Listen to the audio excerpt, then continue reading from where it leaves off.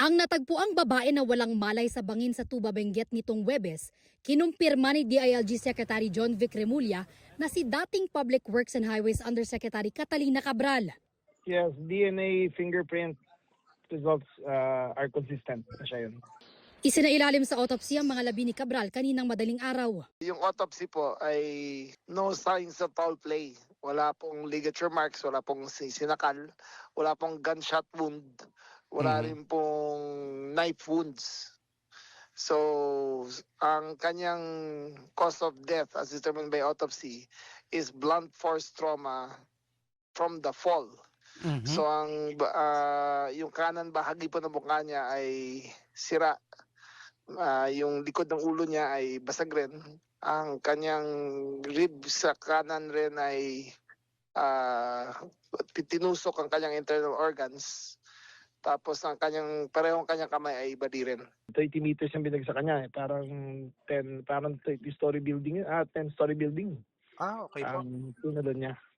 Okay po. So, consistent siya na blunt force trauma ang cause of death. Nananatiling person of interest ang driver ni Cabral na si Ricardo Hernandez.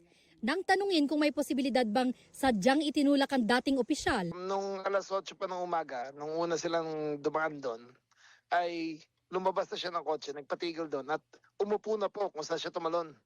Umupo na po siya ron. Nakita lang siya ng pulis, sideta siya, bumalik siya ng kotse at umakyat ng hotel. Pag-akyat pa ng hotel ay mag-isa naman siyang tumira doon. Tapos after 1 hour, bumaba rin. Saka siya bumaba na naman sa very same spot. Doon nila nakita doon na nangyari lahat.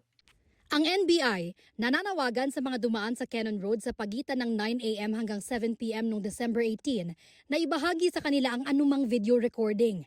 Pero sabi pa ni Remulla, kumbinsido silang walang foul play sa pagkamatay ni Cabral. So far, no signs of foul play. Yung kanyang kotse ay walang nakitang struggle. Yung kanyang yung lugar na yun ay walang nakakita ng kahit anong mga anomalya doon. Wala kami nakuwang suicide note. So we have to assume that it is a mental health issue. Nakikipag-ugnayan pa rin ng mga otoridad sa pamilya ni Cabral para makuha ang cellphone nito. Ang sabi ng husband ay after the cremation daw. Kukuha rin ng warrant ang mga otoridad para masuri ang hotel room kung saan nag-check-in umano si Cabral bago ang trahedya. Dagdag ni Remulla, nakita na ng pulisya ang CCTV footage galing sa hotel. Ang mga abogado ng pamilya ni Cabral nagbigay ng sulat sa hotel kung saan nagpunta ang dating Yusek para pigilan ng anumang aktibidad sa kwarto, lalo na ang paghalugog dito kapag walang mapakitang court order o search warrant ang mga otoridad. Sa isang pahayag, iginiit ng legal counsel ng mga kaanak ni Cabral na walang kriminal, civil o administrative na kaso laban sa dating opisyal. Kaya wala kanilang legal na dahilan para kunin ng mga otoridad ang cellphone at iba pang gamit nito. Hindi na rin daw dapat isailalim sa DNA test ang mga labi ni Cabral dahil kinilala na ito ng mismong pamilya niya. Insensitive at inappropriate din anila ang mga paratang na posibleng pineke ni Cabral ang kanyang pagkamatay. Muli rin nilang iginiit na ilang beses nang itinanggi ni Cabral ang pagkakasangkot niya sa maanomalyang multi-billion peso flood control project scandal. Ang hiling na lang nila ngayon, maiuwi na ang mga labi ni Cabral para makapagluksa na sila ng maayos.